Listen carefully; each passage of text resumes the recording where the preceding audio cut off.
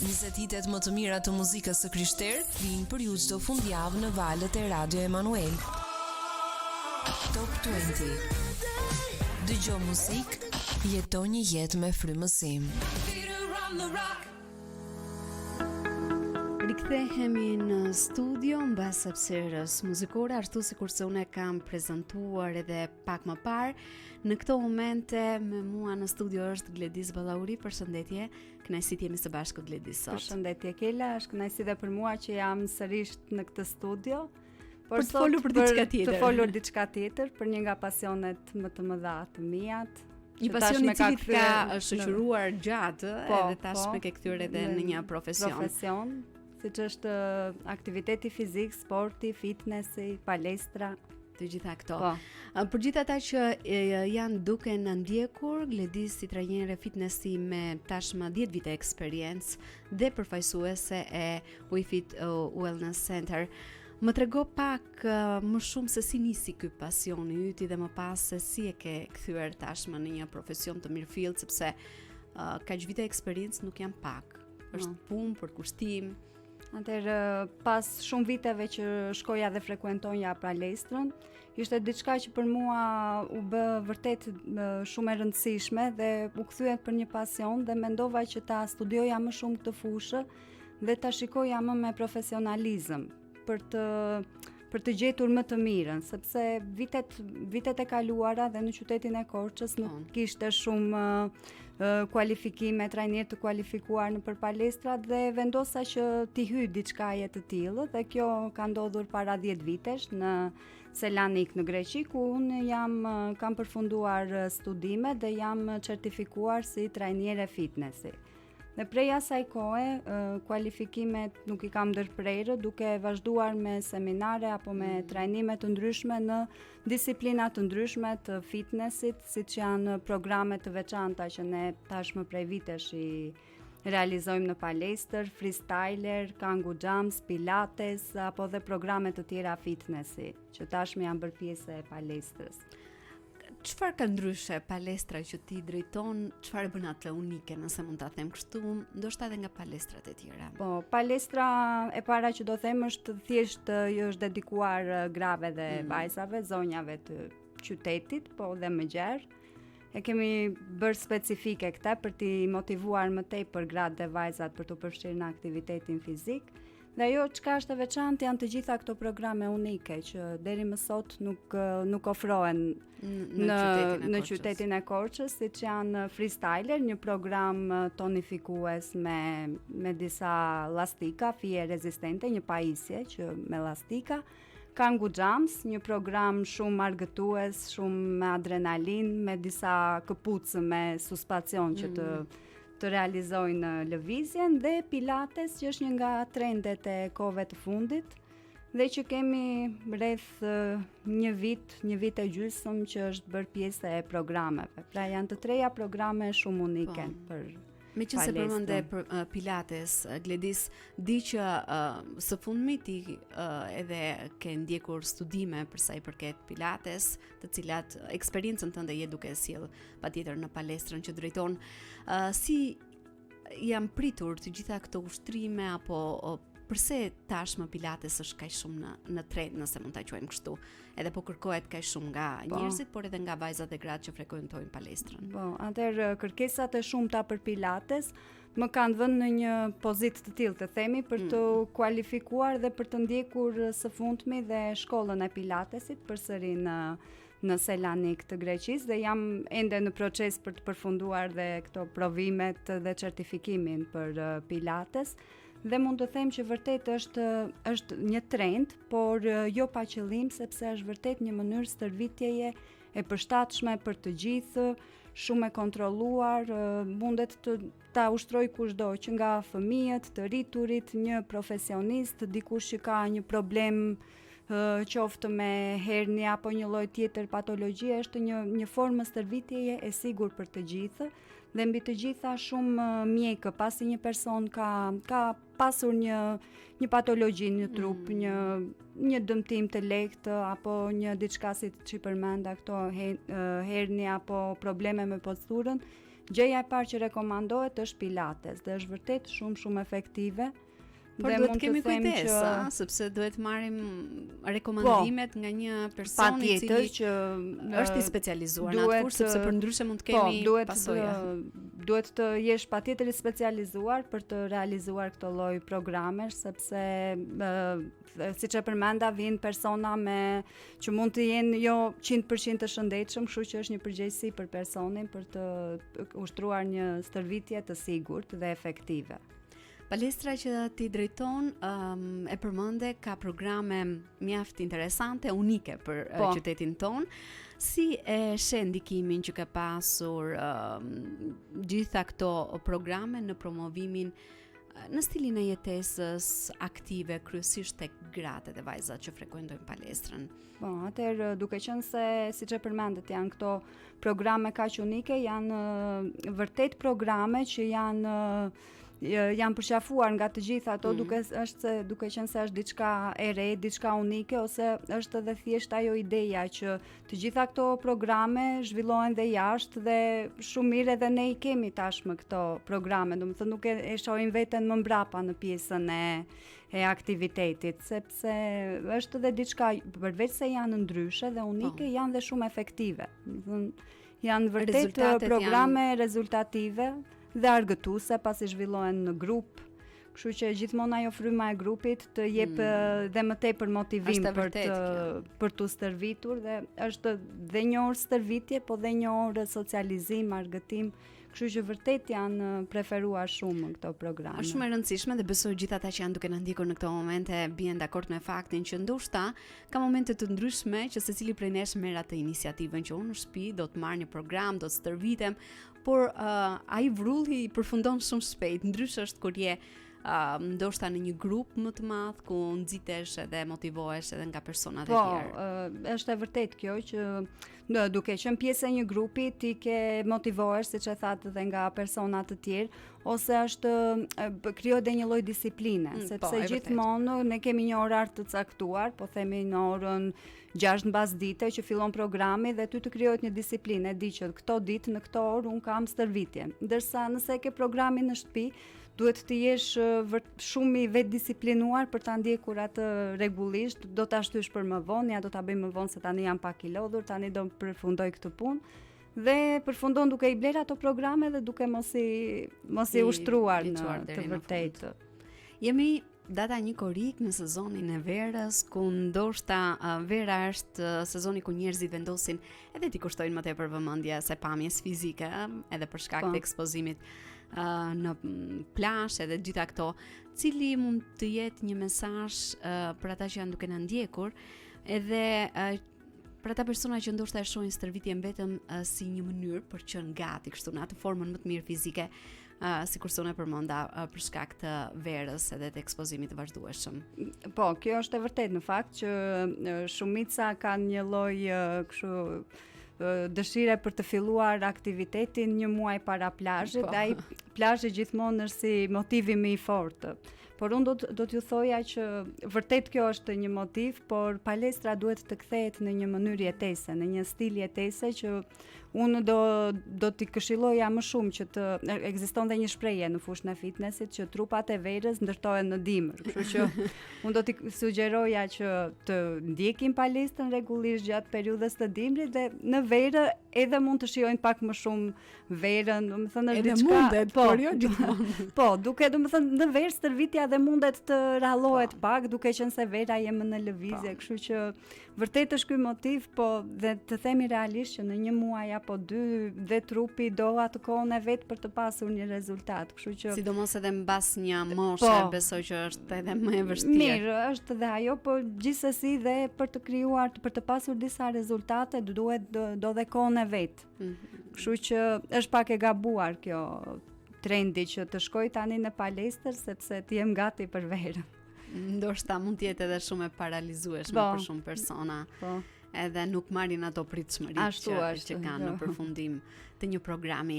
Ne do të kemi një shkëputje shumë të shkurtër muzikore për të rikthyer vetëm pas pak edhe për të zbuluar më tepër nga programet që palestra që ti drejton ofron, por edhe më shumë informacion, më shumë këshilla, sugjerime për gjithë ata që janë duke na ndjekur. Pa humbur kohë, shkëputemi për të ndjekur këngën Unë dorëzohem nga Gloria Nure. Rikthehemi vetëm pas pak me Gledisin në studio.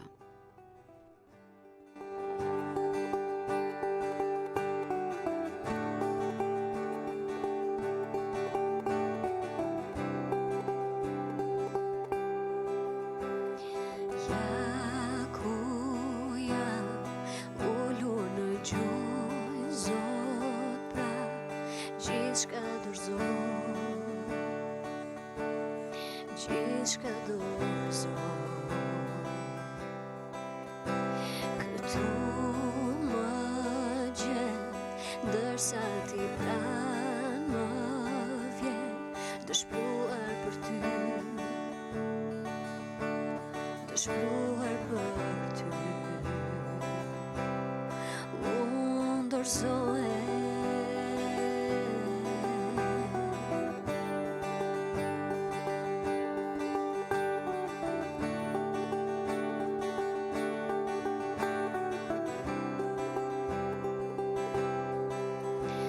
Shpirtin ti derdhu me hir më shir, kam etje uri, kam etje uri,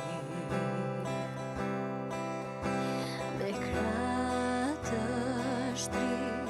lutjen më dëgjon ti, më fol tani Zot.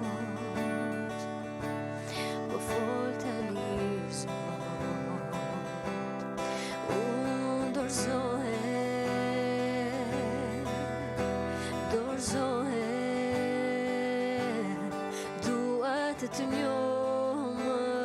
shumë, dua të njoh më shumë. Unë dorëzohem, dua të njoh më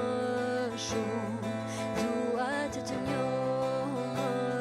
shumë. Si një fryte kun, Zoti vepro tek unë, si stuhi e fort, shpirtin tim lëviz, Zoti vepro tek unë, si një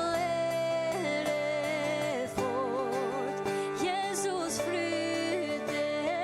kun, Zoti vepro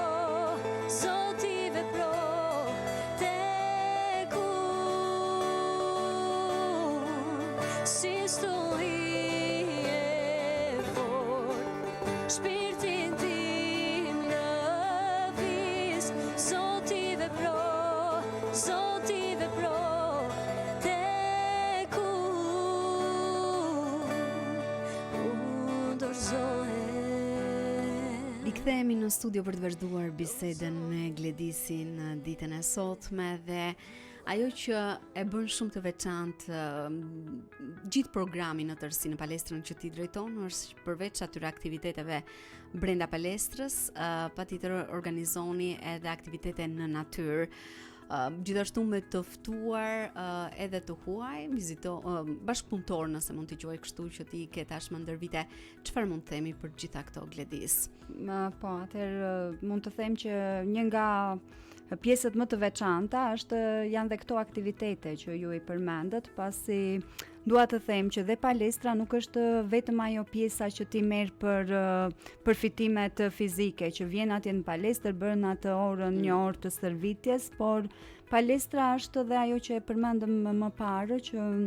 krijohet një komunitet ku ti socializohesh, vjen, kalon kohën. Pra nuk është vetëm qëllimi i përfitimeve fizike, por është edhe qëllimi të kalosh një kohë cilësore me njëri tjetrin. Dhe ti besoj kështu që e ke parë. Po, për krijimin e një komuniteti të bashkuar me njëri tjetrin dhe për këtë arsye her pas here ne zhvillojmë aktivitete jashtë palestre, në natyrë, qoftë edhe udhëtime të shkurtra, po, apo dhe bashkëpunimi me trajnerë të huaj, të cilët kanë ardhur disa herë në palestër dhe kanë bërë organizime të ndryshme në ambientin e palestrës për të patur një shkëmbim eksperience apo për të sjellur një frymë të re në aktivitetet tona të përditshme. Dhe kjo është diçka që vërtet e vlerësojnë dhe e pëlqejnë, pasi është një largim nga ajo rutina e përditshme, një diçka ndryshe, merr një energji të re dhe mund të përmend që ne aktivitetin e fundit në natyrë e kishim para 2 ditësh, një aktivitet në Pilates, afërsisht në fshatin Dardhë, në natyrë dhe ishim rreth 20 veta që morën pjesë në këtë aktivitet dhe mund të them që pas këtij aktiviteti të gjithë ishin me një energji shumë të mirë, me një pozitivitet, konsumuam dhe një darkë pas këtij aktiviteti, kështu që ishte vërtet një ditë ndryshe patjetër ti organizon gjithë aktivitetet edhe gjithçka që ndodh për sa i përket palestrës, por a vijnë pjesëmarrëset ndoshta edhe me sugjerime, ide që pse mos të shkojmë në një udhëtim diku apo të provojnë ndoshta diçka për te ambienteve të palestrës? Po, patjetër, domethënë disa nga idetë mund të kenë qenë dhe nga pjesëmarrësit, sepse gjithmonë edhe unë jam e hapur ndaj ideve të reja, që pse mos ta bëjmë dhe një aktivitet ndryshe, kështu që gjithmonë edhe këto ide të reja janë i pres për të krijuar diçka më të mirë dhe që vërtet t'ju pëlqejë, të jetë në përputhje me dëshirat e pjesëmarrësve. Si është një ditë në palestrën tuaj? Një ditë në palestër, unë doja të thoja që përveç këtyre programeve është edhe pjesa ambienti i palestrës me ato pajisjet e nevojshme, kështu që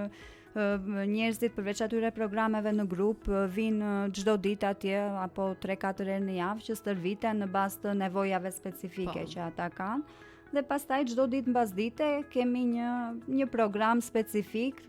të ndarë sipas ditëve, për shembull 2 herë në javë zhvillojmë pilates, 2 herë në javë zhvillohet freestyler dhe 1 herë në javë zhvillohet kangu jams për momentin, kemi këto 3 disiplina. Ka pasur dhe vitet e kaluara kemi realizuar dhe aerobi, zumba, ka pasur dhe disiplina të tjera, por me kohën gjithmonë ndryshohen gjërat dhe ne përmendem që momentalisht pilates është një ndër disiplinat më është një ndër kërkuara, besoj edhe nga është më të preferuarat momentalisht pilates dhe besoj se dhe ardhmja do fokusohet më shumë në pilates për ato arsye që unë i përmenda pak më parë, që mund të zhvillohet me shumë benefite nga kushdo. Gjithashtu trajnimet, specializimet profesionale në Greqi, por dhe sjellja e këtyre metodave moderne në Korçë, unë e përmenda më sipër ka qenë një risi sa ndikojnë inovacioni, edukimi i vazhdueshëm në cilësinë e një palestre, dhe në eksperiencën tënde tashmë shumë të gjatë. Pa dyshim që kualifikimet dhe profesionalizmi që ti krijon si person janë ato që i krijojnë dhe besueshmërinë të tjetrit për të ardhur dhe për të besuar jo vetëm trupin e tyre, po edhe shëndetin e tyre. Kështu që ka ardhur një kohë ku ka aq shumë informacion edhe në fushën e fitnessit, ku ti detyrimisht duhet të jesh shumë i përgatitur sepse është një lloj përgjegjësie për të marrë me fizikun edhe me shëndetin e tjetrit. Kështu që jo vetëm që ta kërkon vetë koha dhe puna, por patjetër që duhet të jesh shumë profesional në këtë fushë. Nuk mund të themi që vitet e kaluara gjërat mund të bëheshin edhe pak më të tani se po shikoj 2 programe në televizor apo në YouTube, kurse tani me kohët që kanë ardhur nuk mundet duhet të jesh shumë profesional për të vazhduar, për të ecur dhe për të pasur sukses. Prandaj e përmenda edhe këtë të pilatesit që vetë puna, vetë kërkesat e njerëzve më vun mua përpara përgjegjësisë për të marrë një kualifikim më të specializuar, në mënyrë që të jem dhe unë e përgatitur dhe të jem e gatshme për të jem dhe unë më të them më përgatitur për të më konfidente në atë që do të bëj dhe që do të ofroj. Gledis e përmendë që patjetër në kohën në cilën ne jetojmë kemi një bum informacioni për të gjitha fushat edhe në rastin e ushtrimeve të ndryshme që mund të realizojmë. nuk e di për gjatë këtyre viteve a ka disa mite që ndoshta ne si njerëz të cilët ndoshta nuk kemi një kontakt vazhdueshëm me palestrën edhe nuk kemi një raport të mirë me ushtrimet, i dim edhe i marrim kështu si të mirëqëna nga njëri tjetri, por që në të vërtet nuk qëndrojnë në aspektin edhe në syrin e një profesionisti. Mitet në fushën e fitnessit, të them të drejtën, janë të shumta, sa qarkullojnë dhe në formë memesh në rrjetet sociale, po disa nga ato që unë mund të përmend janë gjithmonë njerëzit ekziston ky miti që unë nuk jam marr kur me palestër, nuk e kam idenë, tani nuk do arrit diçka. Dhe kjo është një mit që duhet të përmbysur, se ti mund të fillosh palestrën në çfarë do lloj faze të jetës, në çfarë do lloj moshe dhe të arrish rezultate shumë të mira. Pra nuk do të thotë që ti ke një moshë të caktuar dhe nuk të ti ku koha tani për të marrë me palestrën. Do të kemi raste edhe në botë që një person mund të ketë filluar edhe në të 50 apo në të 60 dhe ka arritur që të jetë edhe një profesionist shumë i mirë. Kështu që një nga mitet është që fitnessi nuk njeh moshë. Dhe kjo është një gjë dhe shumë pozitive që kushdo mund të fillojë në çfarë do momenti. Një tjetër është që femrat nuk duhet të stërviten me pesha, që ekzistonte më parë si mit, ndërkohë që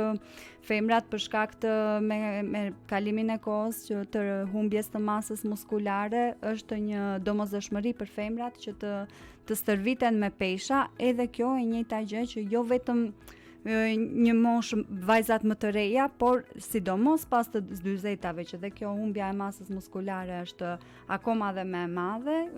femrat është një domosdoshmëri që të stërviten me pesha, gjithmonë në mbikëqyrjen e një profesionisti për të mos pasur dëmtime, gjithmonë duke filluar gradualisht. Po ajo që ndoshta dëgjojmë ke shumë që tashmë ka kaluar një fazë në moshë, për shembull të 40-at apo ndoshta edhe më shumë, dhe për të humbur peshën është gjithmonë edhe më e vështirë, edhe nëse ne frekuentojmë një palestër. Kjo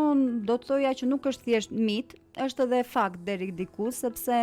me rritjen në moshë metabolizmi ngadalësohet, është diçka fiziologjike e trupit, por që unë doja të thoja edhe këtë, siç e thash më parë, varet dhe ti si e ndihmon trupin. Në momentin që ti kujdesesh për ushqimin, ke një regjim të mirë ushqimor dhe ushtron dhe aktivitet fizik, ti e ndihmon trupin që të me rritjen e masës muskulare dhe metabolizmi rritet, pra ti ngadalëson disa procese. Duhet që të punojmë me veten në të gjitha aspektet, në të gjitha jo vetëm aspektet. Ora në palestër mund të jetë ora në efektive. palestër mund të jetë 1 orë në ditë apo 3-4 orë në javë, kështu që nuk vlen vetëm ajo 1 orë që jemi brenda palestra apo që ushtrojmë aktivitet fizik, po ajo çka ka më shumë rëndësi janë ato orët e tjera të ditës, si ushqemi, lëvizja nuk duhet të kufizohet vetëm brenda asaj 1 ore të stërvitjes, duhet të mundohemi që gjatë gjithë kohës të kryejmë qoftë lëvizje sa më të vogla, ti kryejmë më këmbë, jo për çdo lëvizje të marrim atë makinën, sepse në jeta sedentare tani e ka shtuar këtë problem. Është një ndër problemet, sidomos për brezat në cilët janë më të rinj, por edhe do të vinë edhe për shkak të profesioneve të ndryshme, për të qëndruar ulur para një ekrani për gjatë gjithë ditës thuajse. Në sezonin në cilin e jemi gjatë verës, ndoshta shumë njerëz mund të largohen për shkak të pushimeve dhe dashur pa dashur largohen nga ajo rutina e stërvitjes. Çfarë këshillash do të jepje për këta persona për të qëndruar gjithmonë edhe më tepër aktiv edhe në këtë periudhë vere? Këshilla ime do ishte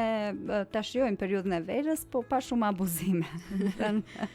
Të mundohen që të mbajnë një stil të shëndetshëm jetese, kryesisht me ushqimin, me të ngrenat nëpër restorante, me pijet energjike, pijet me gaz,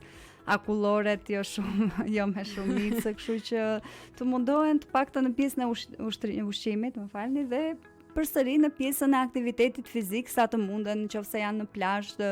sa më shumë nota apo ecje në breg të detit, që patjetër ndihmojnë trupin shumë. Janë aktivitete që e ndihmojnë trupin. Domethënë të mundohen të jenë në lëvizje sa të munden, sa e lejojnë kushtet. Ai sa do të shijojmë patjetër edhe pushimet, por nga ana tjetër për të mos lënë mënjan edhe stërvitjen dhe gjithçka që trupi ka nevojë. Do të shkëputemi shumë shkurtimisht për të rikthyer vetëm pas pak edhe për të ndarë edhe diçka të fundit për gjatë bisedës sot, por në këtë moment ju ftoj të ndiqni këngën Unë do të turlavde nga Çimi Denisa.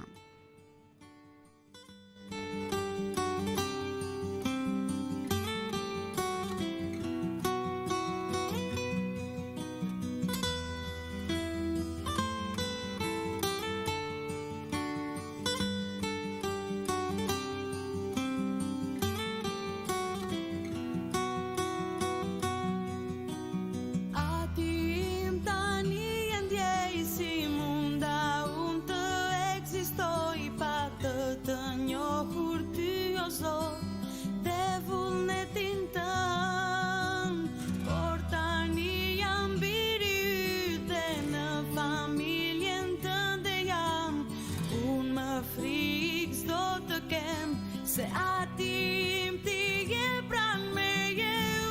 unë do të turlavde, unë do të turlavde, unë do të turlavde në përjetësi, unë do të turlavde, unë do të turlavde, unë do të turlavde në përjetësi.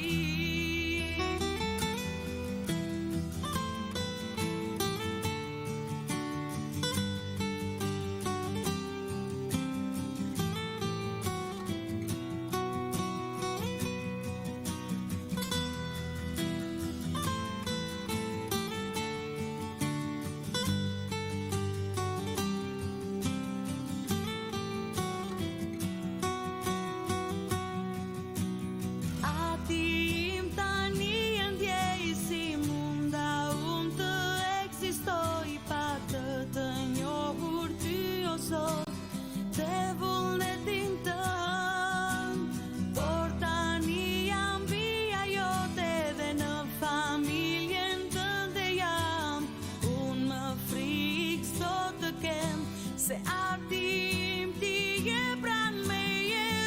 unë do të turlavde, unë do të turlavde, unë do të turlavde në përjetësi, unë do të turlavde, unë do të turlavde, unë do të turlavde në përjetësi.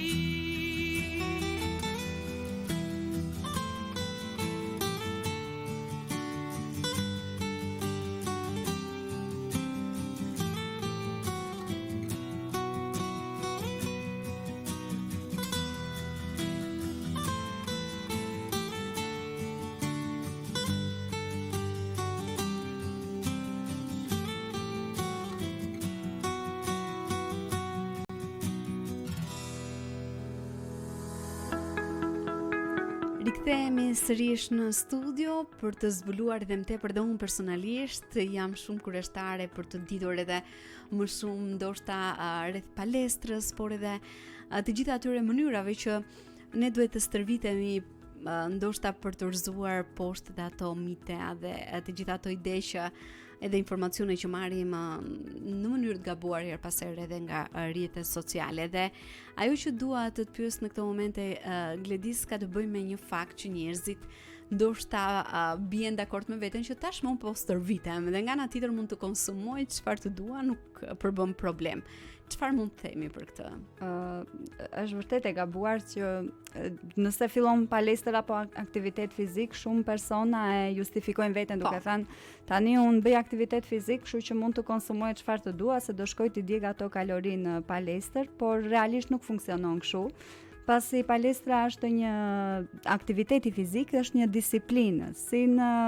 aspektin fizik, ashtu edhe në regjimin ushqimor. pa një regjim ushqimor të shëndetshëm, të ekuilibruar, nuk mundet të sado orë të harxhosh në palestër apo në stërvitje, nuk do arrish kur ato rezultatet e duhura. Kështu që është një kombinim shumë i mirë midis regjimit ushqimor, stërvitjes, gjumit, çlodhjes, pra janë të gjitha komponentët që të sjellin rezultate reale. Pra ajo është diçka e gabuar që unë tani dhe këto këshilla ja u japim që në fillim që vinë regjistrohen që kuriosoria është regjimi ushqimor, pavarësisht se ti do shpenzosh këtë një orë në palestër, pastaj ajo çka ka rëndësi më shumë është se si do ushqesh, siç e përmenda, si do ta bësh gjumin, të gjitha këto. Sepse ndryshe nuk janë rezultatet e pritura. Do jetë punë,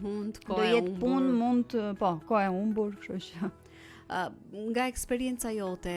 cila grup mosh tregon më tepër apo mund të them ka të ndërgjegjësimin që tashmë unë duhet merrem me shëndetin, të kujdesem për fizikun dhe jo vetëm sepse ne thamë pak më parë që të shkosh në palestër, të kryesh aktivitet fizik me gjitha nuk ka të bëjë vetëm atë kujdesin fizik, por shumë më tepër dhe emocional dhe mendor. Unë në palestër dhe në programet e mia janë grup mosha nga të gjitha grup moshat,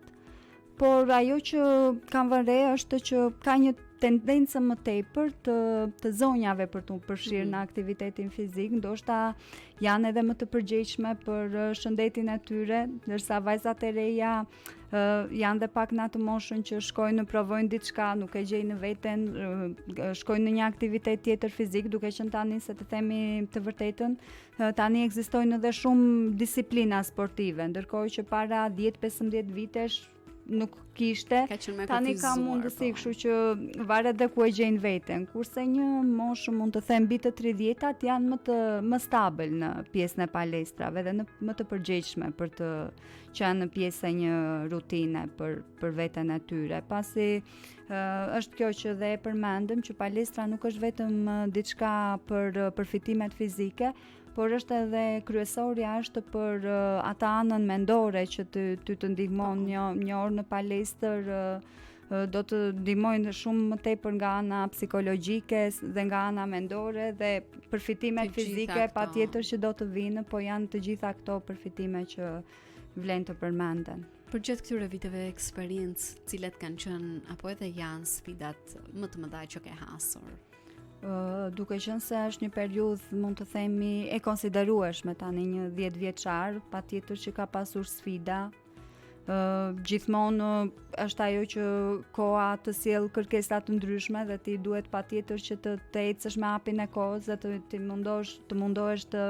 përputhesh me atë çka kërkon tregu. Është dhe patjetër mund të përmend dhe pjesën e konkurrencës që tashmë dhe Korçaka janë disa palestra të mira, kështu që gjithmonë kur je në një konkurrencë ti duhet të sjellësh akoma më të mirën për të më shumë risi të sjellësh diçka ndryshe. Gjatë këtyre 10 viteve patëm dhe periudhën e pandemisë që dhe ajo ishte një sfidë tjetër për palestrën, për biznesin, por megjithatë mund të them që pavarësisht sfidave ja kemi dalë që të vazhdojmë dhe që pasi dhe njerëzit po e kuptojnë tashmë rëndësinë e aktivitetit fizik, të sportit në jetën e tyre. Janë gjithmonë dhe më të ndërgjegjshëm. Dhe kjo është diçka vërtet pozitive. Gledis, cilat janë ndoshta ato planet më të mëdha që ke në të ardhmen për sa i përket palestrës? Atëherë siç e përmenda, aktualisht jam duke përfunduar kualifikimin dhe diplomimin për si trajnere pilates. Dhe gjithashtu planet për pjesën e palestrës janë një rikonstruksion që ne kemi në plan që të bëjmë për palestrën gjatë periudhës, gjatë muajve në vazhdim për të sjellë diçka më të rinovuar, më të plotësuar, pasi dhe në shtator ne bëjmë 10 vjet, kemi edhe një si përvjetor të palestrës, kështu që mendojmë të sjellim diçka të re, diçka shtesë. Diçka që tregon patjetër dhe suksesin dhe diçka që keni realizuar deri më tani. I falenderoj të gjithë klientët, dua të them ose të gjithë gratë dhe vajzat që gjithë këto vite na kanë besuar dhe na kanë ndihmuar për të nxjerrë më të mirën dhe për të dhënë më shumë, sepse dhe gjithmonë motivohesh nga puna dhe nga besimi që të tregojnë për të bërë ndryshime të reja dhe pozitive. Patjetër, për të dhënë më të mirën. Duke qenë se po mbrim në fund të bisedës sonë në studio, cili do të ishte një mesazh i yti për gjithë ata që janë duke na ndjekur? Atëherë unë do t'ju jepja një mesazh të gjithë, jo vetëm të rinjve, të gjithë njerëzve që